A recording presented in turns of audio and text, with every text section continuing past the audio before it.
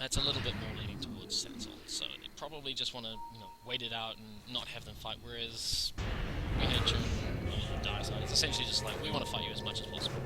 And we've got quite a few TPs coming into mid to defend this tower because they don't want to lose towers just yet. They really want more towers because it means that they can get easily. Take much bigger. And a lovely ultimate from the Quad. So the Quad's pretty much got a really nice ultimate. Unfortunately, there's no shield up for the TA, and she's just going to take damage here. Yeah, she's going to die. Too much damage over time from the Juggernaut and etc. There was a nice pick off by Gregor, but they had to back up. They didn't have to come too close. And there goes the Lionel, this is the problem. They really don't want to go fighting. Do something about that bottom tower. Really don't want to go fighting. They want to get a pick off and then it's tower's in bad shape. Unfortunately, Gregor's just unfortunately trapped there. Radiant's top tower's hurting. It's not really, you can't really dictate what the other enemy team wants to do. And so the Dire has essentially got a couple of safety walls up here, and the Radiant is same wards basically on the river, giving nice vision, and they could see the entire thing, so they knew what was going on the whole time.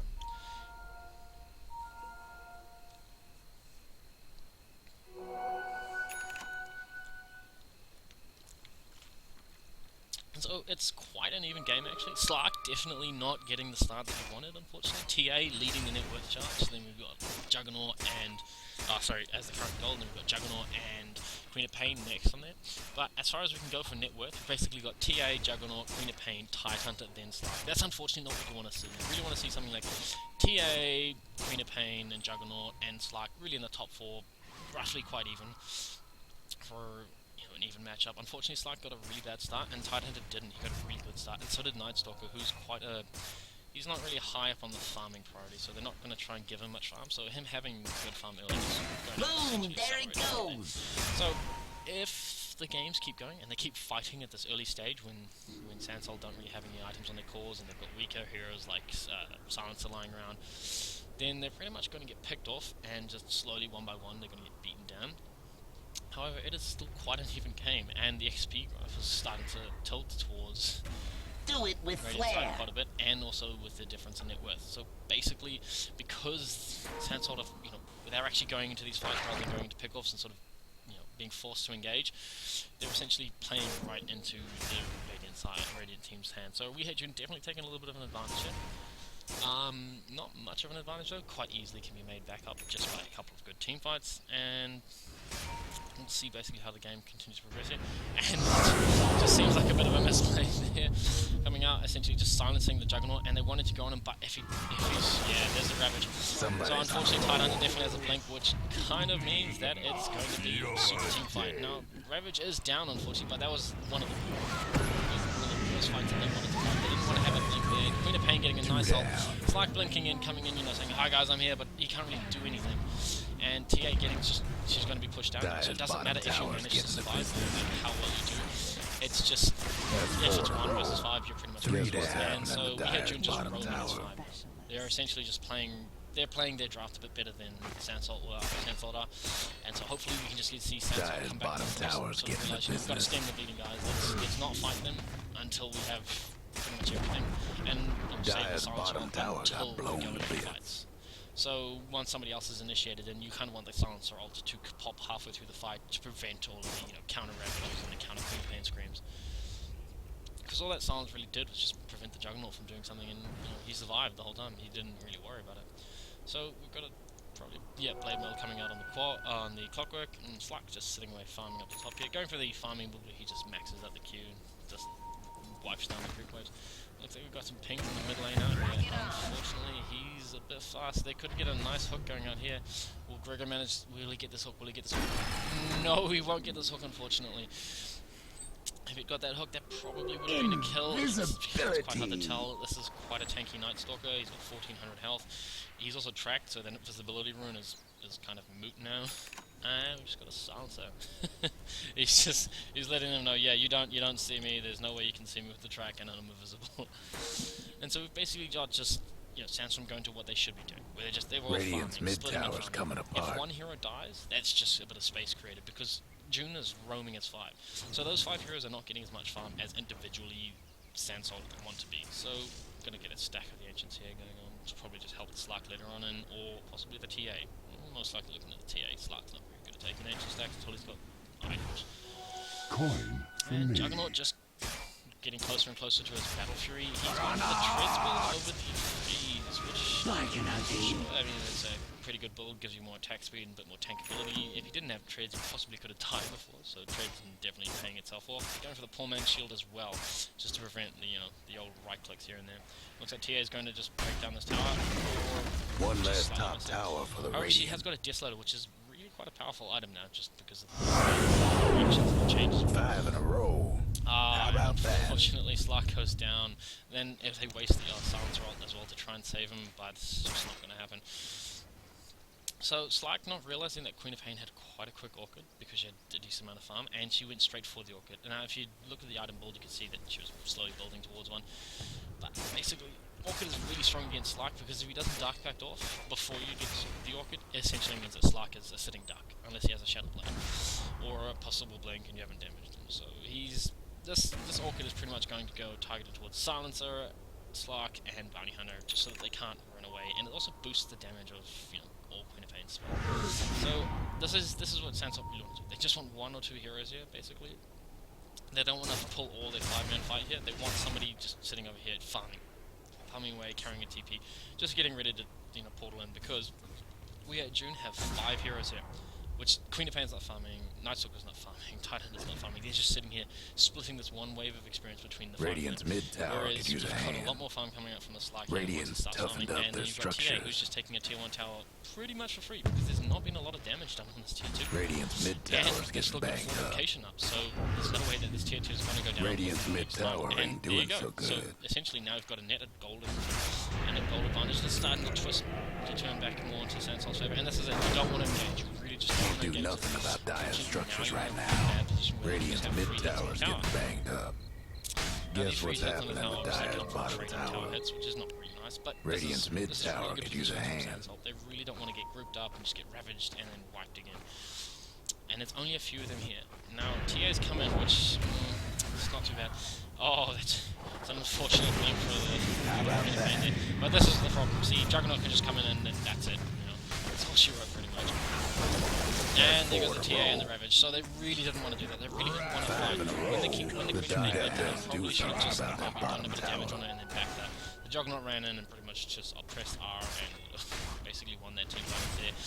The Titan Dire's bottom tower's getting the business. Lion ran in and pressed R. So it's really about just going into a team fight and pressing the R key for WeHateJun, and they're playing. Guess what's happening to Dire's bottom tower? They're playing their draft a little bit better right now. And we'll see how Sandstorm basically, or Sandsalt will react to this. The Dire best do something about that. Dire just couldn't save that bottom tower. It's a bit late for it, unfortunately. You usually want to have that by around 20 minutes when it becomes its most effective. It's definitely not a bad item though. Like, it's a good item. It gives them, increased movement speed and the ability to disappear, and it forces the enemy team to create dust, which is probably the biggest one there, because it means that they'll have to get dust, and if they spot you, you can Dire's mid tower won't last and then much go longer. to Shadow Blade, and they'll usually pop the dust and you'll usually play it. So dust is usually not that effective. And now that's a lovely silence. That's what you need to see. You need to see a TA just go in during a silence. They can't do anything, and they know that both all the ultimates are down. So they've essentially, TA should really be going on this especially unfortunately not being able to do much. Clockwork picking off the Juggernaut right now. And in comes the Slark, who's just managed to get a Shadow Blade. So they've got to be careful here. Yes, nice. Pick off the easy supports. That's what you've got to do. 6 in a row. These guys are quite tanky, and Slark's just going to be in here. Now he's got to be careful. If he gets body blocked too much, he's probably dead. Oh, that's a lovely blink from Tide. They're forcing the 7 in a row. on him. 2 down. And that's unfortunate, basically. They had a really nice turnaround there with the TA. She probably should have wanted to focus down maybe a slightly weaker hero first and then pop them off, but she did. She got the Queen of Pain and the Lion first, and then she had to focus down the Juggernaut. And it's just unfortunate that the Tide and the Dire's mid tower's having technical heroes difficulties. As they naturally are. Tide's got Kraken Shell, and Nightstalker just has good stack growth and good armor.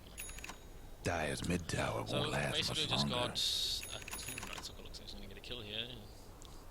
Silencer just better be a little cautious. So Nightstalker just roaming around because he's got nighttime vision, so he can see really far at night, whereas other heroes can't. So he can probably see that Silencer, who can't see him until the ward is destroyed. So he's just got to be a little bit careful now because they are actually going to go and find him. And so Rocket Flare just scouting him out. Tidehunter just coming in and like, yo man, I got Grease ready for you. So Tidehunter's just picked up some nice Greaves, and Greaves are essentially just going to be a free heal for his team, plus to get them money. Now, they're going for Roshan, and this kind of almost would be a little bit obvious. The thing is, Silence is just sitting out there smoked, and he's, you know, just counting it up. Now, they know that Roshan's being done. They're coming in, and Tidehunter's going to just go, oh, Ravage, and then it's going to be pretty much one of the worst team fights you've ever seen. It's just a quick wipe, and unfortunately they got Roshan so low. Clockwork possibly could have probably pressed Aragon in there, and then they could have killed Roshan, stolen the Aegis, but it would have been a really horrible place to fight. Ravage was down, but still got the Lion Silence, the Tidehunter just pressing Anchor Smash, and then the Juggernaut just, you know, smashing you with his Battle of Jurisdiction. So, just really unfortunate turn for Sansol, and they're essentially just, they're bleeding, and they've got to stop, they've got to stem the bleeding soon, otherwise they're going to just eventually just lose this game. TA, on the other hand, Telesov definitely making Dire's mid tower could use a little help. Making his presence known by just Hope the wiping Dire out weren't partial to that mid tower. The only problem is she's the only hero up there. There are 3 heroes up there. Trouble brewing at Radiant's bottom it's just tower. really a problem of net worth and not having the right items. They really can't fight until they've got enough farm. So it's like she's just got a Shadow Blade. Radiant's bottom tower ain't a pretty sight right now. Wouldn't have minded a poor man's shield on him right from the start of the laning, because there were quite a few. There goes Radiant's bottom tower. Vladimir's coming out here on the Bounty Hunter. Nice little pickup there, basically just giving all of his, his allies some armor and some lifesteal, just sort of tanking them up a little bit, kind of need it. Radiant's bottom tower seen better days. 4-staff, it looks like. Well, actually, no, it's really hard to tell right now. 4-staff or Yules, those are the 2 ones there. Probably won't be a Scepter, because he just won't be able to get that farm. The game will be over before that, usually. Unless the game gets really late, and then, he might get a Scepter, but 4-staff or Yule's probably the most. Dire's top tower. Lion's probably going to save it just for that extra bit of initiation. Slack just sitting away farming. This is what they want to do. They just want to be like, Dire's top tower's getting beat unfortunately, down. they don't see the quap in the trees. They're just pulling a Wi-Fi, just hiding the trees. Here. And this is actually really dangerous for Sansa. They don't realise that he's there. The rest of the team's going to back up, and that's going to leave the quap there. If by any chance that they magically find the quap there, she would just be dead. I mean, she's got a Yule, so she can maybe save herself a little bit, but there's nothing really else she can do. So we've got a nice Yules coming up from the Queen of Pain, which is going to be one of those things where there's a bit of a bad fight going on here. A nice silence. Unfortunately, it's it's a bit kind of late. And there you go, just blowing up the line. That's what you want to see. So the TA pretty much just doing a really easy job there. And not realizing that magic immunity is magic immunity, so it can't hit. Oh, and the quap completely whiffing her all, unfortunate. And go TA. So TA pretty much gets a nice little meld strike there quickly. And Slack unfortunately doing it again, where you're leaping over the spin. So it's a bit of a well played on Juggernaut's part, and a little bit sort of unlucky timing for Slack there. When you leap over leap doesn't essentially land if you've got magic immunity. And TA probably going to get this kill here. Oof. Okay, yeah, she's definitely going to get this kill.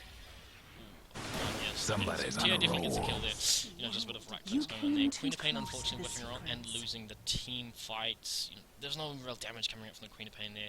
Tidehunter wasn't there with the Ravage either, so they didn't really have their 2 big team fight things. They had the Juggernaut ult, but he never really got to use that too effectively. So the Juggernaut just getting picked off too quickly as he was going into the animation for it. Slight getting a nice pick off there, and that was a really nice team fight for them. And we can just pull up the graph here. So there's a sort of massive dip back towards Sansol essentially, because that's all they really needed. So this game is still definitely within grasp for both teams.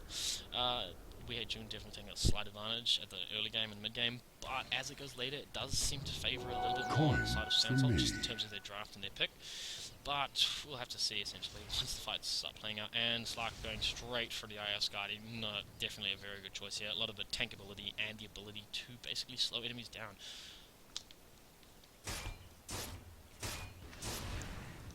Just got a decent amount of farm going on here.